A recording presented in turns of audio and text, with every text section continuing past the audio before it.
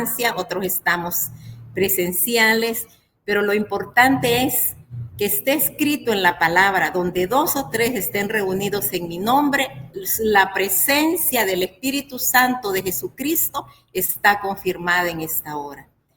Gracias, Señor, por estar con nosotros en medio de este estudiantado sediento y hambriento de la palabra de Dios, del pan de vida, del agua de vida.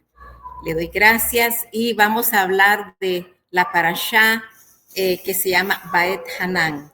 Baet Hanan es pues el título de esta sección de estudio que nos relata el libro, el rollo de Devarim o Deuteronomio, y que habla en su contexto general que Moisés, sabiendo que su tiempo en la tierra estaba por terminar, le suplica a Yahvé, a Jehová, a Hashem, para entrar a la tierra prometida, pero el Eterno le dice que no, que solo la verá de lejos, hermanos. Baet Hanan es rogar y suplicar. Baet y Hanan, suplicar. Vamos a pensar qué es lo que realmente implica la semántica del nombre Baet Hanan, que es y supliqué. Bueno, vamos a ir a lo que es los números en hebreo, porque acuérdense que cada letra en hebreo es un número. Si se suman estos números, da 515. Y si se busca una relación, una correlación que embellezca aún más y que enriquezca esta palabra de rogar, de suplicar, es Shirah. Shirah significa cántico, cántico. Entonces, si unimos suplicar con cántico, vamos a descubrir, hermanos, algo maravilloso, algo que trasciende, algo que hace que nos mueva el corazón el Señor para que nosotros vayamos más allá de la simple oración. Si Moisés estaba tan desesperado, digámoslo, suplicando, pero veamos cómo suplicaba, porque la palabra te lo dice, la palabra que está como título de esta parashá, te dice Baet Hanan. Entonces, el cántico y la rogativa. Vamos a los salmos. Los salmos son cánticos, son rogativas. Entonces, aquí vamos a aprender algo. ¿Cómo le vamos a rogar al Señor? ¿Cómo le vamos a pedir al Señor para tocar su corazoncito paternal?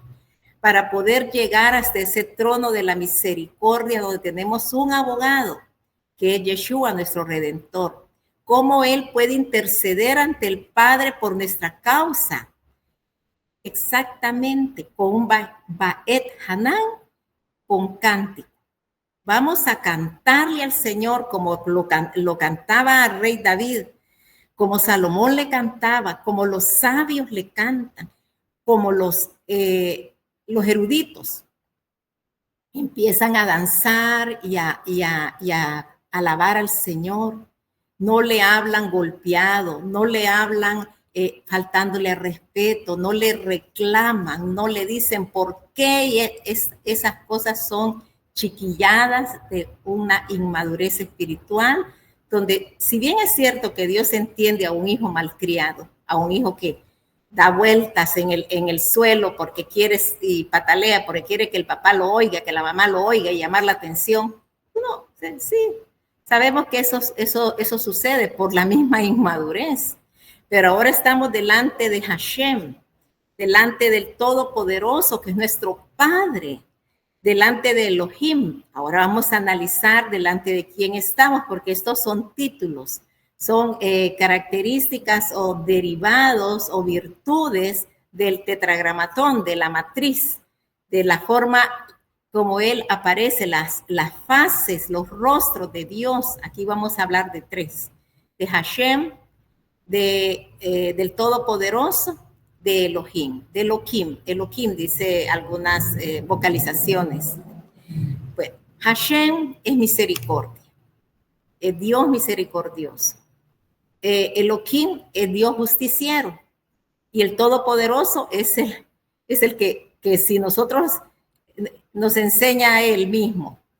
Si ustedes ruegan a mi Padre Celestial a través de su intercesión, que la montaña se vaya y se ponga en medio del océano, lo van a lograr.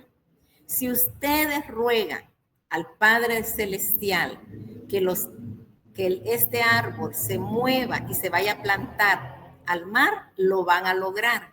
Nos puso una escala bien alta de posibilidades. ¿Para qué? Para que nosotros cuando le pidamos las cosas de menor escala, nosotros digamos, bueno, si Él dice que puede hacer el milagro de trasladar una montaña y de trasladar un árbol por medio de esas rogativas, lo que yo estoy pidiendo, pues me lo va a conceder, porque para eso es que Él puso esos ejemplos, para que la fe se fortaleciera, para que la fe dijera en nuestro corazón, hazlo, dilo con amor, alábalo, bendícelo, cántale al Señor, dánzale al Señor, bueno, adóralo. Y hay lo que en hebreo se conoce como hipodenut. Bueno, vamos a hablar que es hipodenut. Hipodenut es una oración personal y hay horarios para hacer esa oración. No siempre se puede hacer la oración personal en cualquier horario, no. Vamos a ver qué dicen los sabios sobre este tipo de oración. Ellos dicen de que hay que hacer la oración en la víspera del Shabbat. Ahí hay que pedirle, Él va a ver los movimientos que hacemos, las compras. Yo muchas veces les digo a la hora de intercesión, hermano, yo voy a llevar la intercesión. Ahí está la hermana Lourditas oyendo, Bertita oyendo, Manuel, que así les digo, porque yo necesito ir a hacer las compras para la cena del Shabbat. Así que yo voy a ir con mi celular al mercado, voy a andar con mi celular en el carro, escuchando el clamor de ustedes, pero quiero orar, porque lógico, no voy a poder orar en medio de las compras o en la gasolinera. Entonces vengo yo y me pongo adelante a orar, porque generalmente soy la que cierro la oración, cierro la jornada de oración. Entonces, es una oración comunitaria, es una mesa de oración, es un banquete de súplicas, de rogativas que nosotros le hacemos diariamente al Señor. Y como les decía, hay hermanas que tienen unos dones con unas rayitas arriba, que es Bertita y la hermana Lourdes y también Manuel.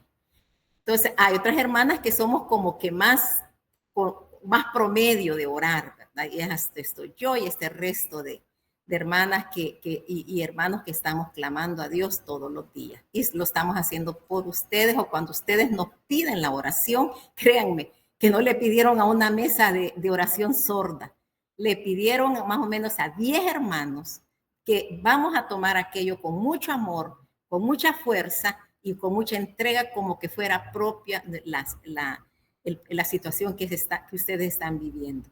Entonces, si Baet Hanan significa suplicar y significa cántico de súplica, también viene de la raíz Hinan, que significa gratis, por misericordia inmerecida, por gracia inmerecida. Nos está escuchando el Señor, está inclinando su oídito, están recibiendo las plegarias, están traspasando los cielos y llegando hasta el trono de la misericordia.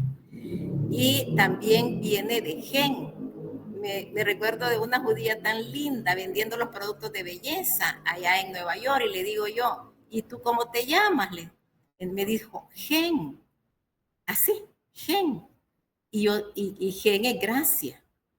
Entonces, después de que estuvimos ahí, Rosecita testificándole del amor, de que es su voluntariato en Israel, y yo explicándole las peregrinaciones, en fin. Le digo yo a Cecita, como alguien dice que el nombre Gen así, como como de el principio génesis o genética o los genes que nosotros tenemos, así, el origen. Entonces me dice Cecita, viera mamá, me dice, en Israel, ¿cuántas niñas se llaman Gen? Se llaman Gracia.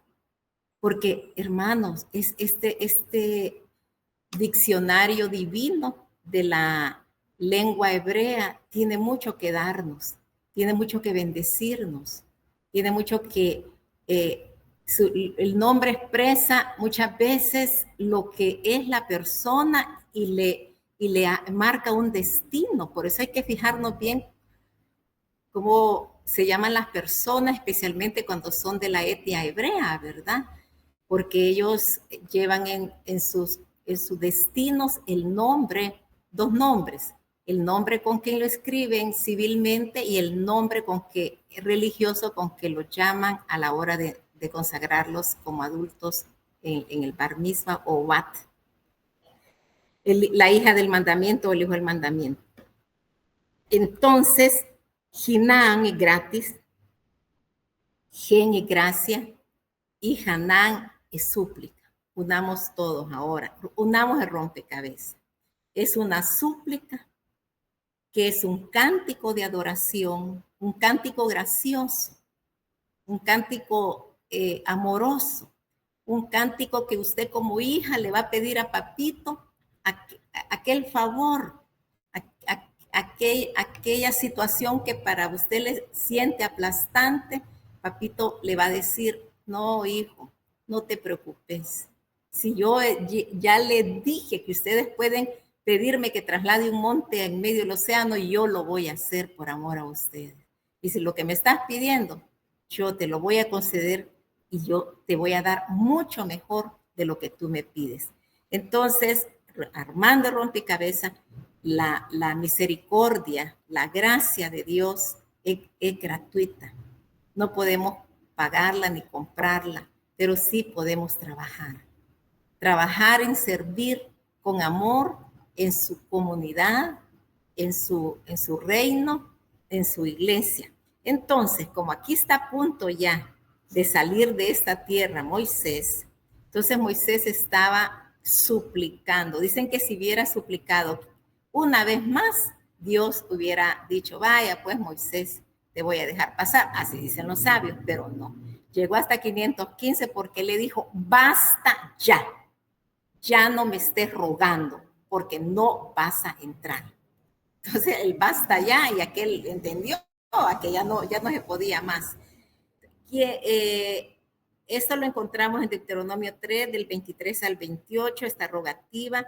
Entonces Dios le dice, quien va a entrar es Josué, para nuestro idioma, Yehoshua, guiará al pueblo. Si ustedes observan, Yehoshua es Dios, es el que salva. Y el, digamos, el corto nombre de Yehoshua, si lo queremos reducir, es Yeshua, que significa el Salvador. Él es salvación. Entonces, si no entró Moisés, pero iba a entrar Yehoshua o Yeshua, porque se llamaba antes Oseas, pero le cambiaron el nombrecito porque es costumbre cultural hebreo. ¿Quién entró a la tierra? Hace, digamos, 3.200 años, fue Yehoshua a conquistar la tierra de Canaán. Pero ¿quién entró hace 2.000 años a la tierra? Yeshua. Hermanos, es un enfoque mesiánico. Moisés tiene la Torah escrita, pero no introduce al pueblo a la herencia. Es Yehoshua, el nombre de Yeshua, quien lo hace. Esto apunta a que la redención y la entrada a la plenitud del reino se cumple solo con el Mesías Yeshua.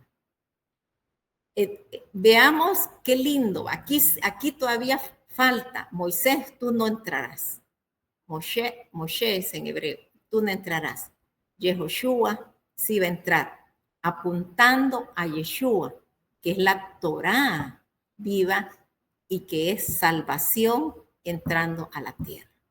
Esto es lo pleno, esto es lo que florece, esto es lo que se ha estado esperando por miles de años, y hace 2000 años, Él vino a Belén, ese pueblito de la tierra de Judea, y ahí Él nace, y en fiesta de tabernáculo, de acuerdo a los judíos mesiánicos, por el conteo del sacerdocio de Zacarías, ahí sale que Él nace en fiesta de tabernáculos, porque Él es el tabernáculo viviente, el tabernáculo del Dios vivo.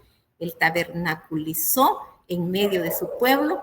Entonces, Moisés en la Torá, pero no entró. Yeshua entró porque apuntaba, Yehoshua entró porque apuntaba a Yeshua. Y Yeshua lleva la Torá y entra como salvación de su pueblo. Qué cosa más divina. Entonces, también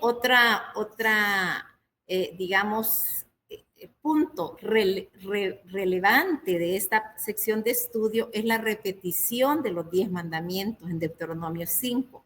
Moisés recuerda la experiencia en el Sinaí, la voz de Dios y las tablas.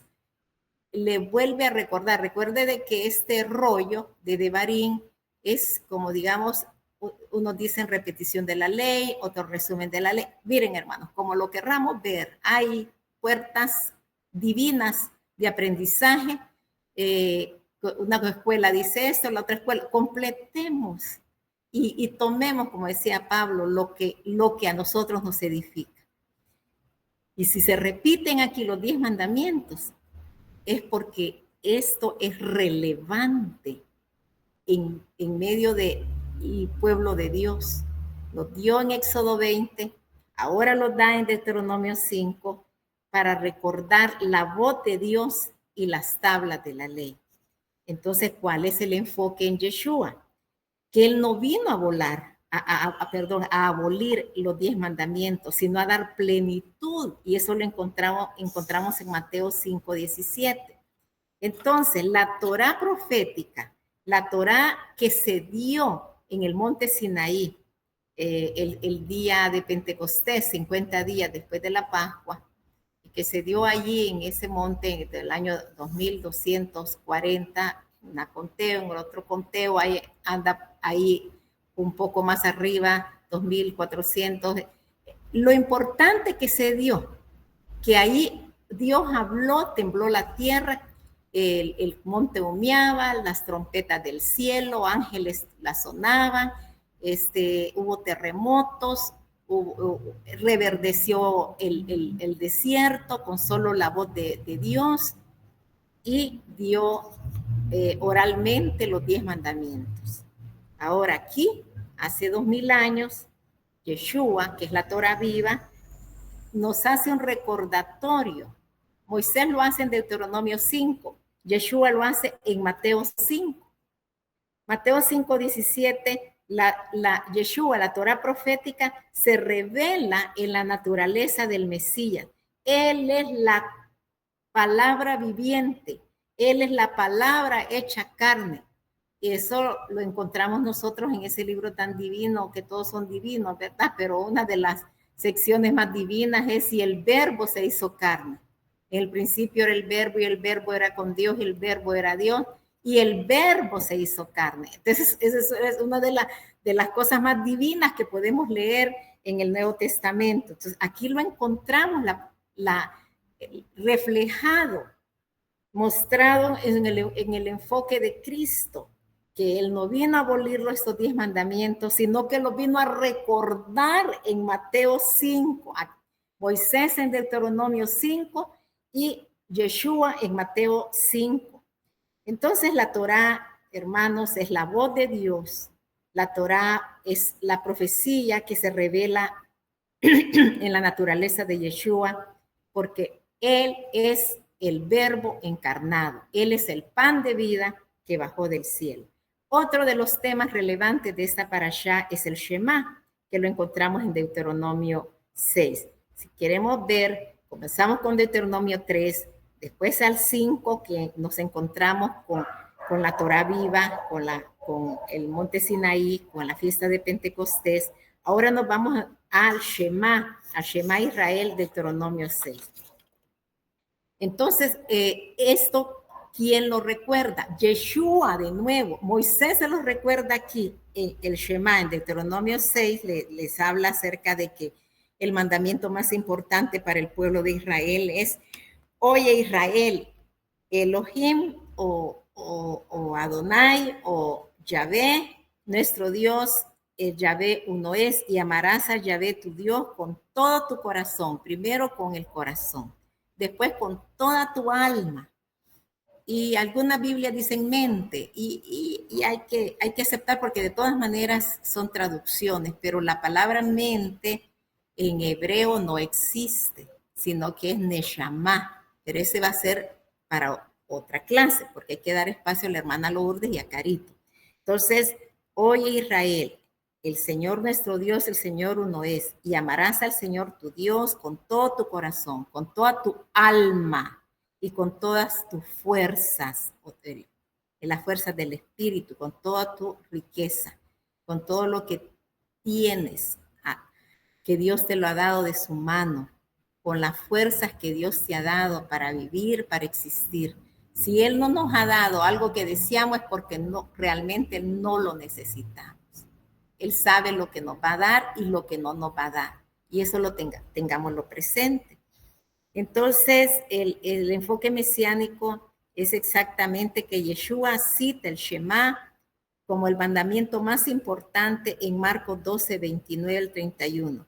El amor a Dios y al prójimo es el corazón de la Torah. Ahora, yo he estado muchas veces en una explicación muy divina y me parece que es una revelación.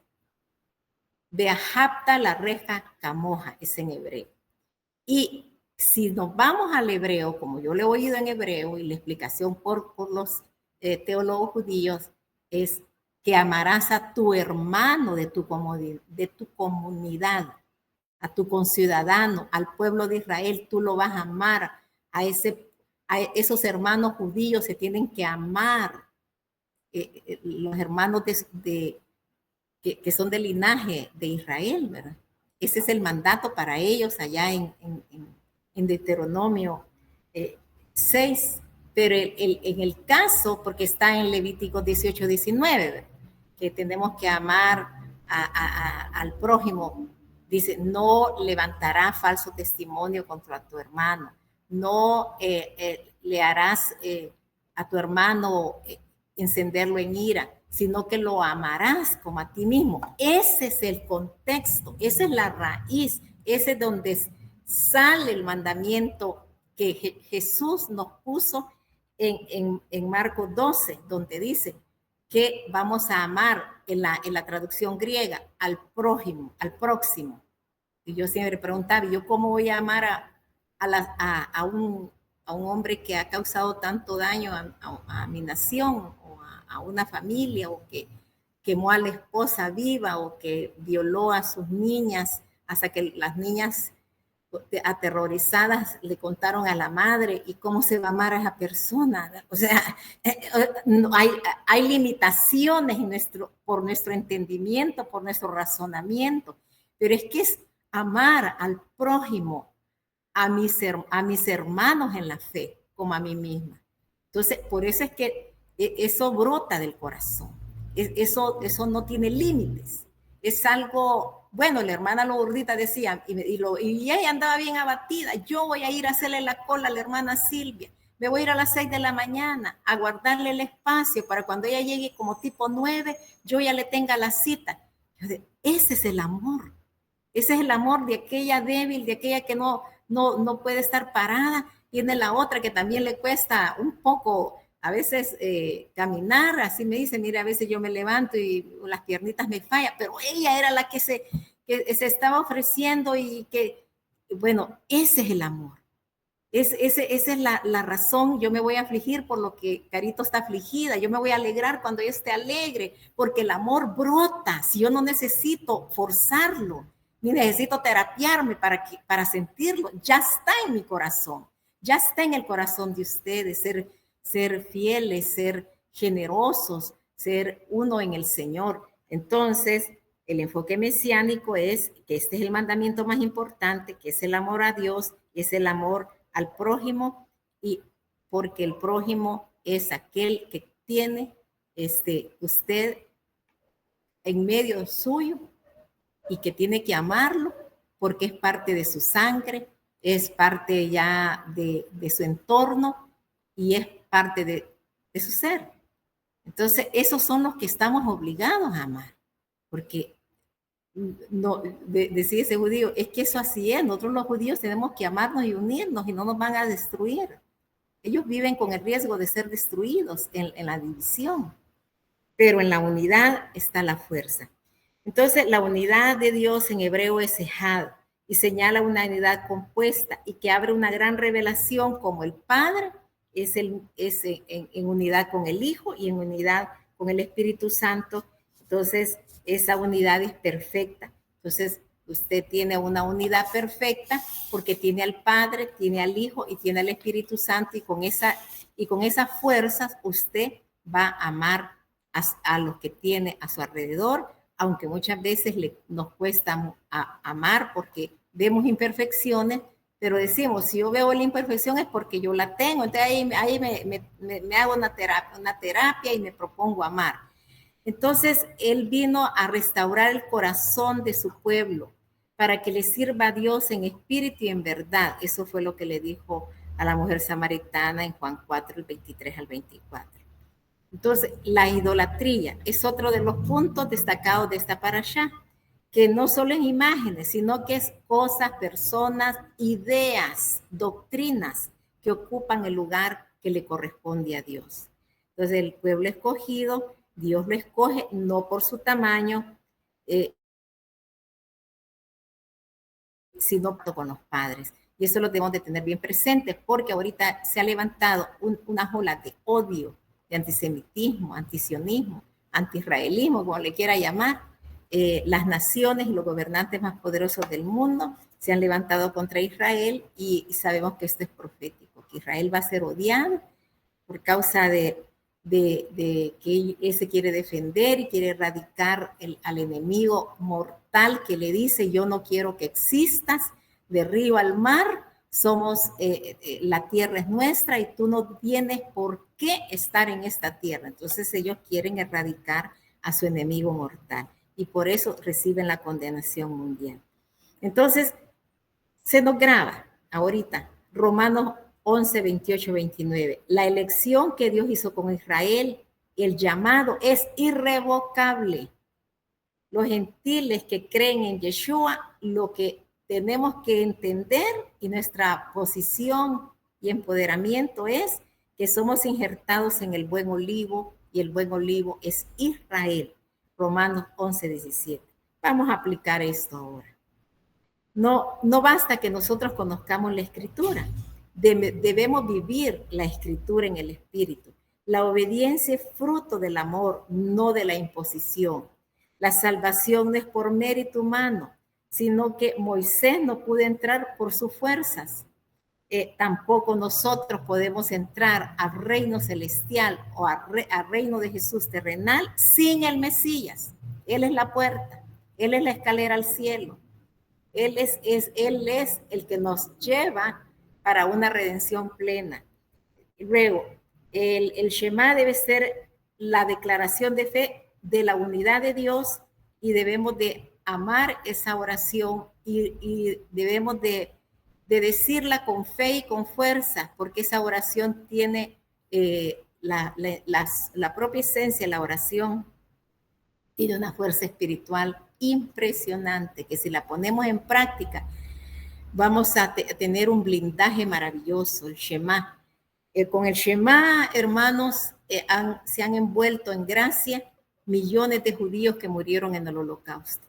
Todos cantaban el Shema, cantado, antes de ir a las barracas, a que fueran enterrados vivos o fusilados, a los hornos de cremación, a todo lo que les pasó, siempre iban con el Shema y esa era la envoltura, era el verdadero mortaja, el Shema, para levantarse el Shema, para dormirse el Shema, para cuando estén en peligro el Shema. Esa es nuestra cobertura. Confesar que solo tenemos un Dios, que no tenemos ídolos, que a Él lo vamos a confesar y que lo estamos amando no por imposición, sino que por devoción y voluntariamente, y que amamos también a nuestro prójimo. Nadie, cuando estemos en el trono de la misericordia, en ese juicio siendo pesados, yo no quiero que nadie levante la mano y diga, un momento, ella tiene algo pendiente. Yo tengo una cuenta pendiente porque ella me causó un problema. Yo no quiero eso. Yo me quiero poner a cuentas con todos. Yo quiero amar a todos, los que me han hecho daño, los que han dicho cosas que ni fu ni fa, porque no soy eso que han dicho, pero tenemos que amar. Finalmente, fíjense que hay que cuidarnos de las idolatrías modernas, que no son las estatuas ni los muñecos, sino es el orgullo, el dinero y la ideología. Eso es algo que está en redes de una manera explosiva, que hacen que dejen de leer la Biblia por ver tonterías, por ver cosas que son sin nada de contenido. Dice, ay, son los youtubers de contenido. ¿Cuál youtuber de contenido? El único contenido que yo encuentro verdadero es la Biblia. Y mi experiencia de hablar a solas con Dios. Decía de que dicen los sabios que el viernes, cuando estamos preparando los alimentos y preparando la mesa del Shabbat y el programa a desarrollar, es cuando tenemos que orar a Dios.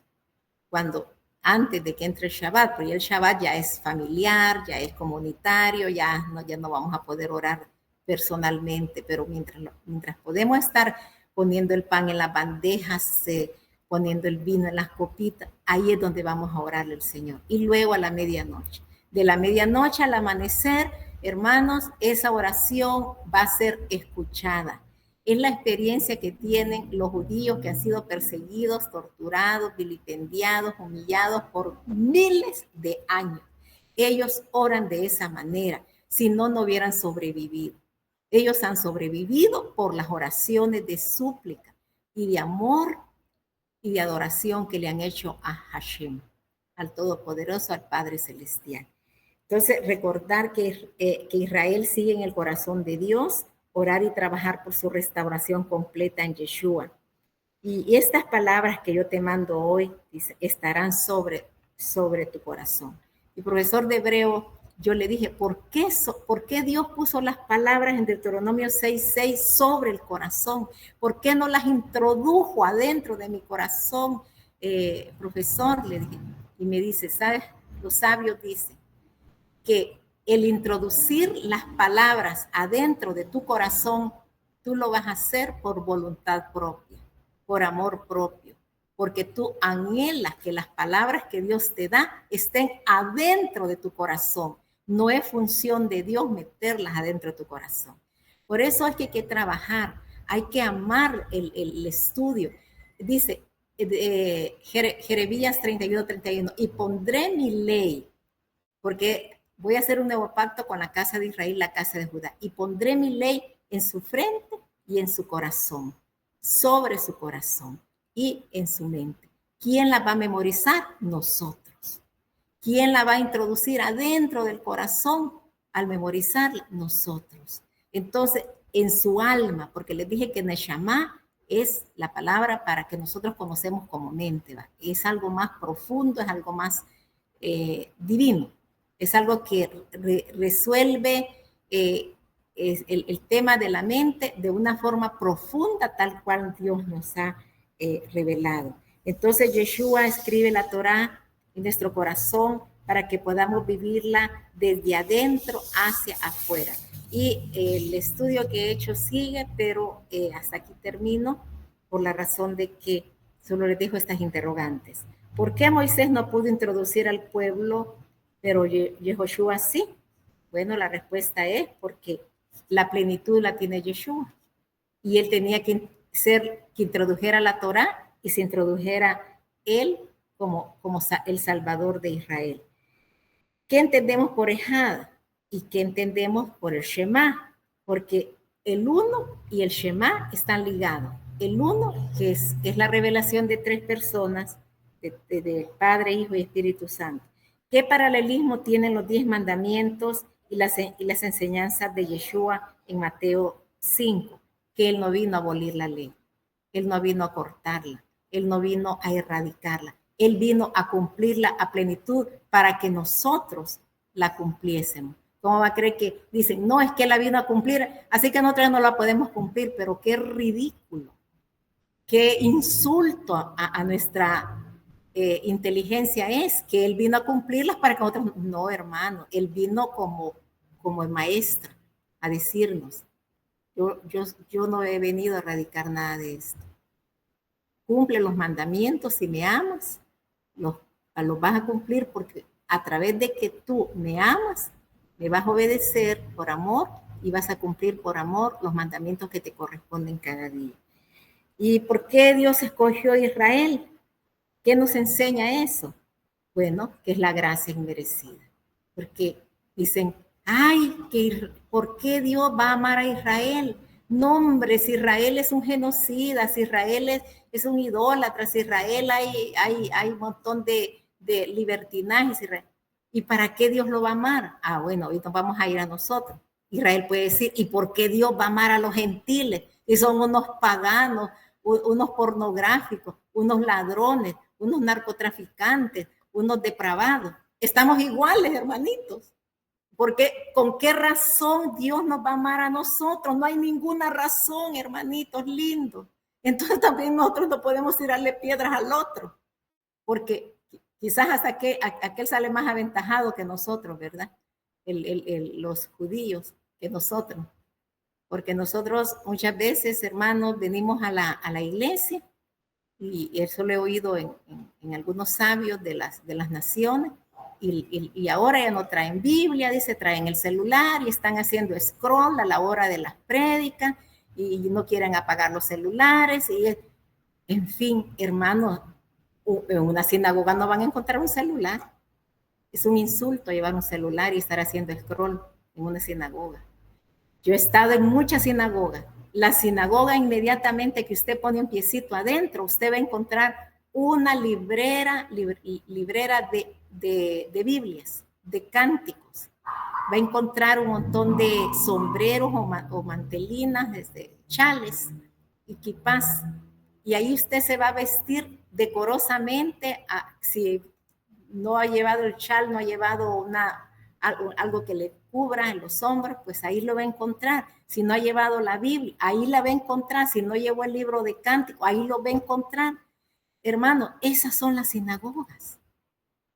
Esas son lugares de que se respeta, lugares donde la devoción y el respeto a la palabra de Dios, a lo que está ahí representando al Dios vivo de Israel, hay que respetarlo.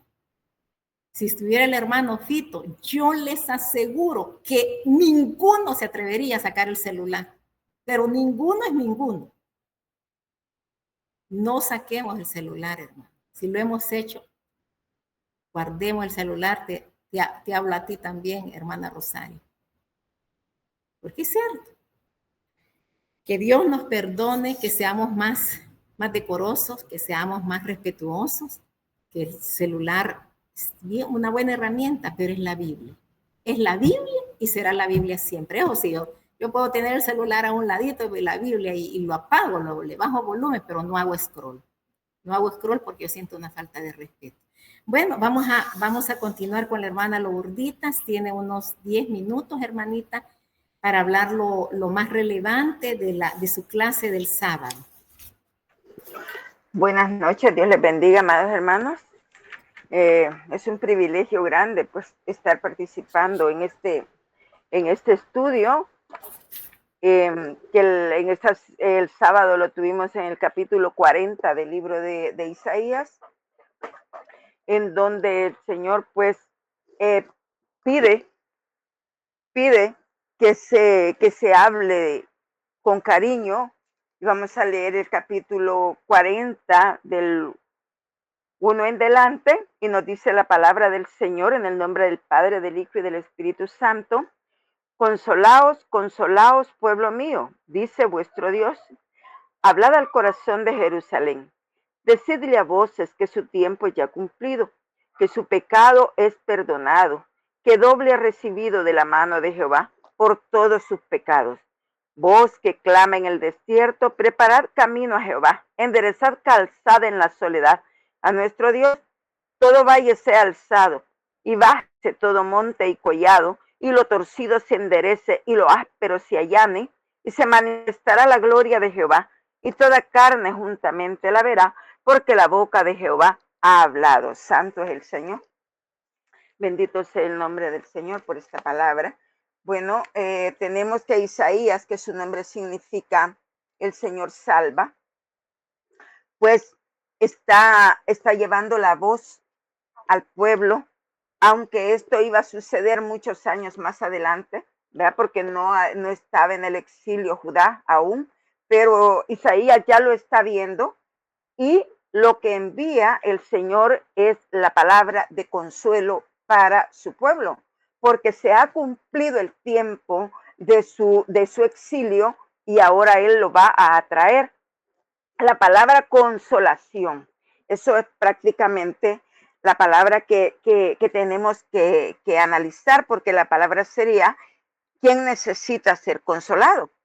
Pues uno lógicamente que está desconsolado. Y Dios, ¿cómo consuela prácticamente al pueblo de Israel?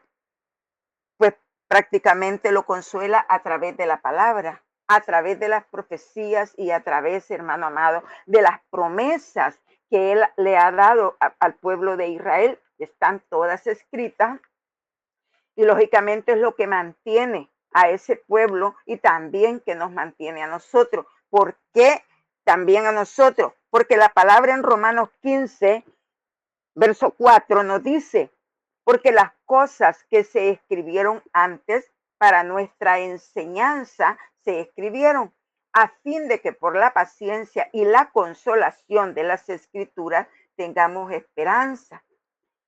O sea que la palabra escrita nos da a nosotros consolación y nos da esperanza. Pero la verdadera esperanza y el verdadero consuelo, tanto para Israel como para nosotros, es nuestro Señor Jesucristo. Porque cuando Juan, prácticamente el verso 3, está hablando que era la voz que venía a clamar en el desierto, tanto Israel como todo este mundo, que era un desierto, hermanos amados, venía esa voz avisando que todo tenía que estar enderezado, que todo tenía que bajarse, que todo monte, todo collado, toda soberbia, toda altivez, toda prepotencia, tenía que estar alineado para que se pudiese manifestar la gloria del Señor, que toda carne juntamente la verá porque la boca de Jehová lo ha hablado. Y es cuando nuestro Señor Jesucristo, que iba a consolar totalmente a su pueblo, porque segunda de Corintios nos habla, segunda de Corintios 1, 3 y 4, nos habla de ese Dios de consolación que iba a venir para consolar a su pueblo. Y encontramos que dice, bendito sea el Dios y Padre de nuestro Señor Jesucristo, Padre de misericordia y Dios de toda consolación, el cual nos consuela en todas nuestras tribulaciones para que podamos también nosotros consolar a los que están en cualquier tribulación por medio de la consolación con que nosotros somos consolados. El Señor consoló a nosotros, enviándonos a un Redentor, enviándonos a nuestro Señor Jesucristo, enviándonos al Espíritu Santo, como lo dice Juan 14. Juan 14, 16. El Señor Jesucristo se va y es nuestro intercesor. Pero Él dice, les dijo el Espíritu Santo, porque Él es el consolador, el que está con nosotros para toda tribulación, para toda angustia. Él está ahí. Pero Israel, ¿cómo nosotros podemos consolar a Israel realmente? La palabra de Dios nos expresa que tenemos nosotros que amarlos, que orar por ellos. Tenemos nosotros que ser gente que sintamos el dolor de ese pueblo, la angustia que ese pueblo vive. ¿Cómo podemos nosotros encontrar bíblicamente que sí podemos nosotros ser buenos para consolar? Gálatas 6:1 nos dice, hermanos, si alguno fuere sorprendido en alguna falta, vosotros que sois espirituales, restaurarle con espíritu de mansedumbre, considerándote a ti mismo, no sea que tú también seas tentado. Sobrellevad unos las cargas de los otros y cumplid así la ley de Cristo. ¿Por qué el pueblo de Israel iba a ir al exilio? Por el pecado.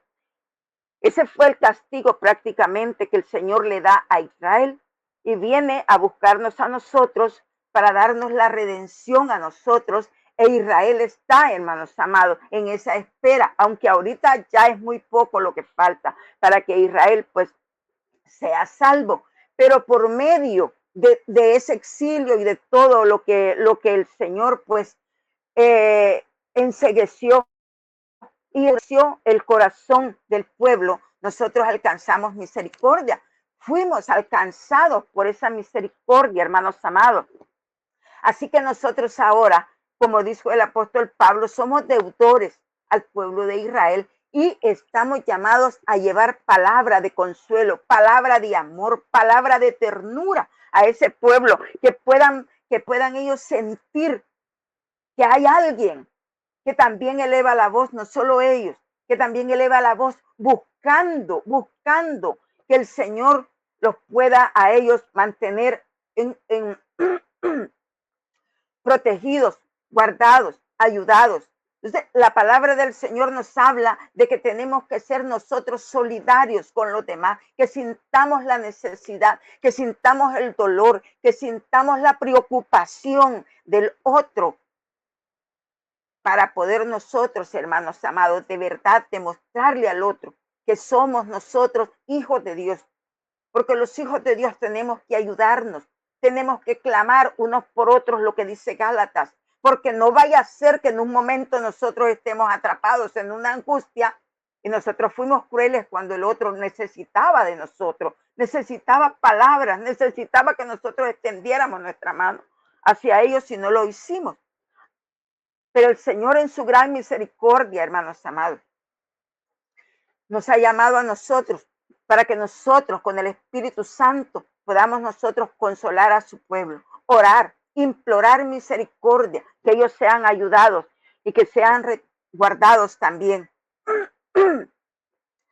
Amados, creo que hasta aquí voy a llegar. Realmente la pastora me agarró así de sorpresita, pero es algo hermoso, hermanos amados, participar, y quizás ya siempre voy a estar entrando en el estudio, porque es bien importante todo lo que acabo de escuchar y lo que pues necesitamos aprender cada día más de esta palabra viva y eficaz, que mientras estemos en esta tierra, pues tenemos que seguir echándole al corazoncito, creyéndole al Señor, va, hasta que nuestro corazón esté lleno para poder sacar de ahí los ríos de agua viva, para que este mundo, hermano, sea lleno de verdad. Todas las almas que faltan, pues sean alcanzadas, hermanos amados, porque nosotros nos vamos a preocupar de que el agua de la vida llegue a cada corazón en Cristo Jesús, Señor y Dios nuestro. Dios me le bendiga, hermanos amados. Hasta acá llego.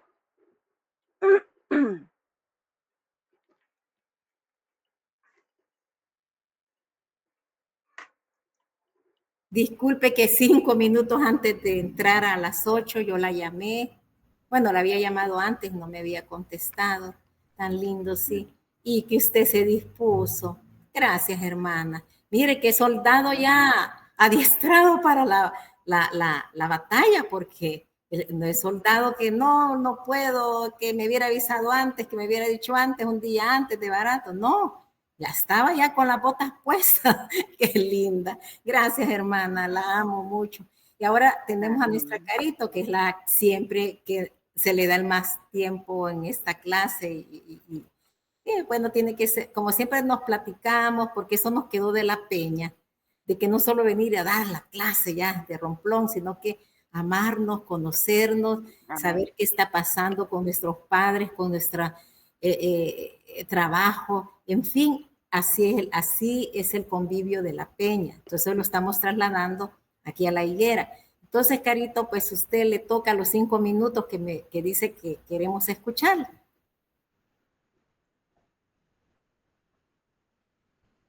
Bueno, buenas noches. Que el Señor les bendiga. Yo solo quiero de verdad que enfatizar el capítulo 4, porque yo sinceramente yo lo he disfrutado. No había entendido un montón de cosas que realmente, como decía mi pastor, pasamos de noche a veces, ¿verdad? Y yo creo que pasaba con los ojos cerrados y de noche. Bueno, fíjense que en el capítulo 4, voy a agarrar mis 5 minutos, hay un montón de riqueza y está anunciando el nuevo pacto. Esos versículos, Moisés les está anunciando el nuevo pacto. Y el nuevo pacto, no sé si alguien quiere intervenir, cuáles son los principales puntos del nuevo pacto. ¿Cuál es la diferencia entre el antiguo pacto y el nuevo pacto? ¿Alguien sabe? Yo creo que sí, todos sabemos, pero hablen, por favor, porque realmente yo soy maestra, a mí me gusta que la gente hable, porque así aprendemos un montón.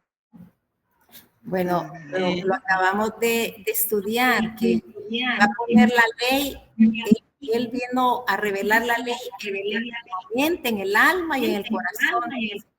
Es el nuevo pacto.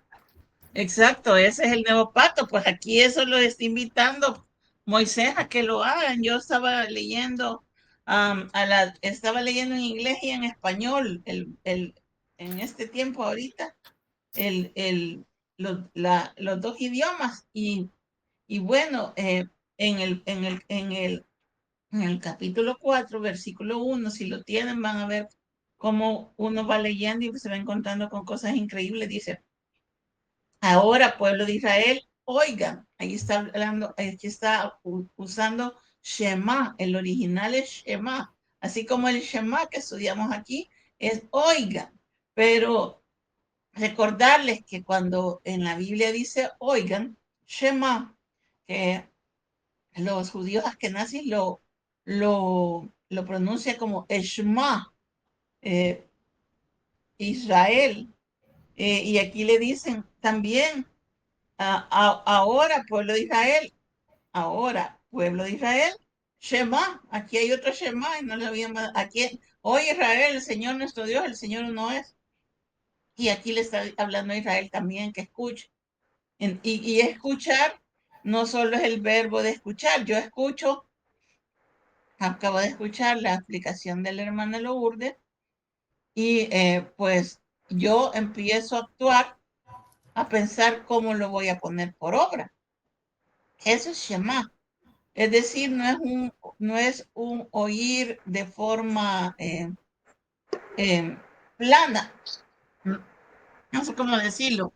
No es un oír de que me voy a quedar igual, sino que lo oigo y por lo tanto cumplo lo que dice la palabra. Y eso es lo que le está invitando. Dice, oigan los estatutos y decretos que voy a enseñarles. Estaba leyendo este comentario que se llama Etz Hayim, que es un comentario de la Torah. Está en inglés, que me lo regaló el rabino Peterson. Y allí dice en el comentario que si van a encontrar más veces Shema en la Biblia, va a ser en Deuteronomio, porque todo lo que Moisés le dice es Shema. Si ustedes oyen, entonces tienen que actuar de acuerdo a lo que han oído. El problema de nuestras iglesias es que quizás nosotros llegamos y decimos, ay, qué bonito predicó el hermano. Y se nos olvidó qué es lo que dijo después, porque no lo ponemos por obra. Eso nos lo ha robado Satanás al robarnos las raíces hebreas, porque en Deuteronomio la palabra es Shema, o sea, háganlo. No solo oigan, háganlo de una vez. Y la otra palabra está en el 5, la otra palabra que se repite varias veces, 4 o 5. Miren lo que tienen allí. ¿Qué dice? La primera palabra de 4 o 5 de Deuteronomio. Mirad. Exacto. Entonces, de hecho, encontramos el Shema aquí, como ya dije, en Deuteronomio 6. Y más adelante vamos a encontrar una parashá que empieza con esa palabra, re. Mire. O sea que Deuteronomio es hagan y miren, hagan, oigan y hagan. Y la otra palabra es miren, porque uno tiene que mirar hacia el pasado para que vea la grandeza que Dios ha hecho en nuestra vida. Entonces, este libro les recuerda, ¿qué es lo que le dice? Que miren, miren, yo les he enseñado, le dice. O sea, pongan en su mente, pásense una película y acuérdense que yo les he enseñado con sus propios ojos, dice en el 3 han visto ustedes. Y no le estaba hablando a los que la habían visto con sus propios ojos. Lo que el Señor hizo en Baal peor, sino los que no hicieron como Dios había dicho, ni miraron a lo que Dios había hecho, entonces fueron los que fracasaron, pero ellos con sus propios ojos vieron lo que pasó en Baal peor, que es lo que sucedió cuando lo acabamos de estudiar con respecto a Balaam, que Balaam ya no, por más que quiso maldecir al pueblo de Israel, no pudo porque el Señor lo detuvo y lo que en vez de ser maldición lo convirtió en bendición.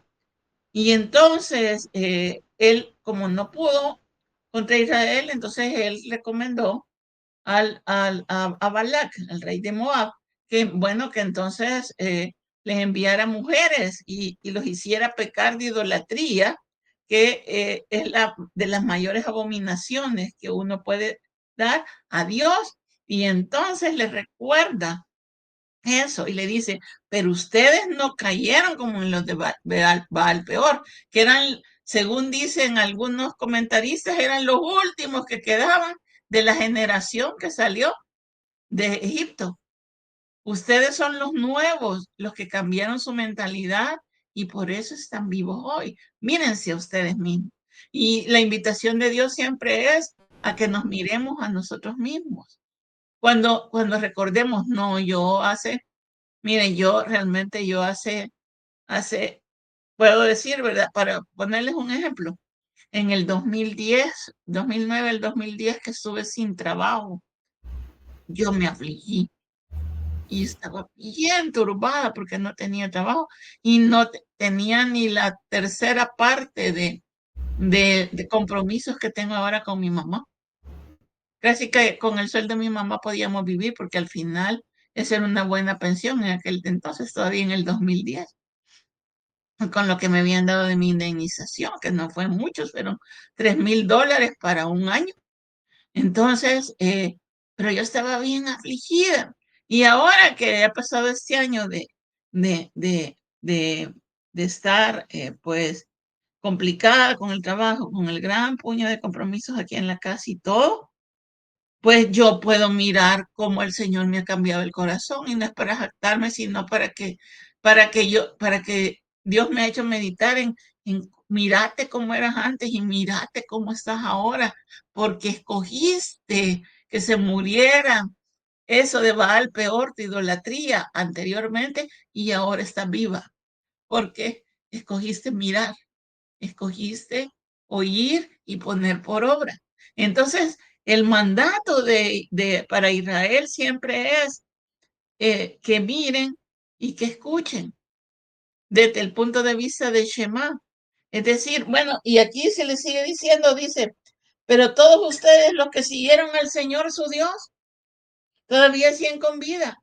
Lo que dejamos allá se murió por la idolatría, pero más adelante vemos que lo que el Señor quería llevar a la tierra prometida permaneció vivo.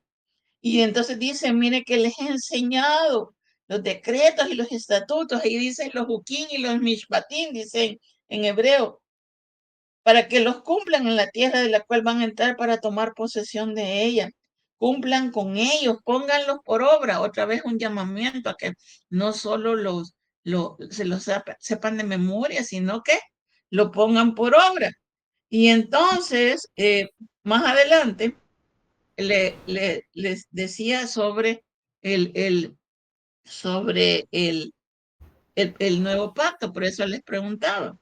Este es el nuevo pacto que hago con la casa de Israel y con la casa de Judá. No nos menciona a nosotros, pero por misericordia entramos nosotros al pacto. Y comenzó con nosotros poniéndonos en nuestro corazón la Torá que no conocíamos. Y dice en el 9, por lo tanto, ten cuidado. Quiero ver cómo dice el 4:9 en inglés, que dice, pero ten sumo cuidado, dice, miren, with most care, y véanse a sí mismos con todo escrúpulo, es decir, véanse bien y no se olviden de las cosas que viste con tus propios ojos y que ellas no te nublen la mente mientras vivas, porque dice que no se aparten de tu corazón en ningún momento de tu vida. ¿Qué es lo que dice el nuevo pacto? Que ya no va a ser en tablas de piedra, sino que van a estar en el corazón. Y miren el versículo 9, ¿qué es lo que dice él? Que la ley ahora tiene que estar escrita en el corazón. Les estaba dando el nuevo pacto, la llama del nuevo pacto, les estaba dando el tip para poder vencer. Y quizás muchos ni lo vieron, pero a nosotros se nos abrieron los ojos y él nos ha ido cambiando el corazón. Él nos ha echado fuera el temor. Él nos ha hecho que creamos más en Él. Pero cuando ponemos los ojos en lo que fuimos, por eso es que el primer mandamiento que aquí lo vuelve a tomar dice, oye Israel, yo soy el Señor tu Dios que te sacó de la tierra de Egipto, donde vivías en esclavitud. Entonces, miramos para atrás y vemos al esclavo, pero vemos ahora y vemos que el Señor sí está cumpliendo el nuevo pacto. Nos falta un montón, como dice Pablo, no que yo haya alcanzado todo, pero es una cosa, olvidándome ciertamente de lo que tengo atrás y extendiéndome hacia lo que está por delante, viendo la obra que el Señor ha ido haciendo en mi vida y en la suya y en todos. Yo creo que los que estamos aquí estamos vivos hoy porque hemos tratado de vencer al viejo hombre que habita en nosotros. Entonces, esta parashá nos toma las dos palabras, resumiendo, más importantes de Deuteronomio. Escuchen y pongan por obra.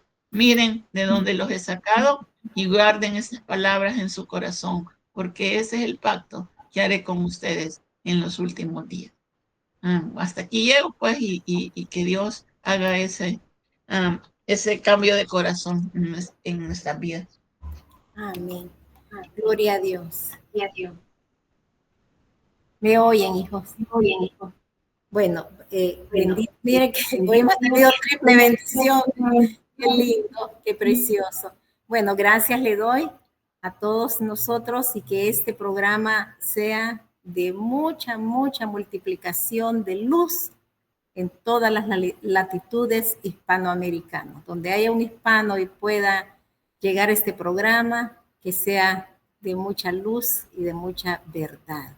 Gracias a todos y pues solo nos resta dar la bendición final. Le voy a pedir al hermano Manuel que si gusta de la bendición y cortamos esta sección de grabar para el exterior.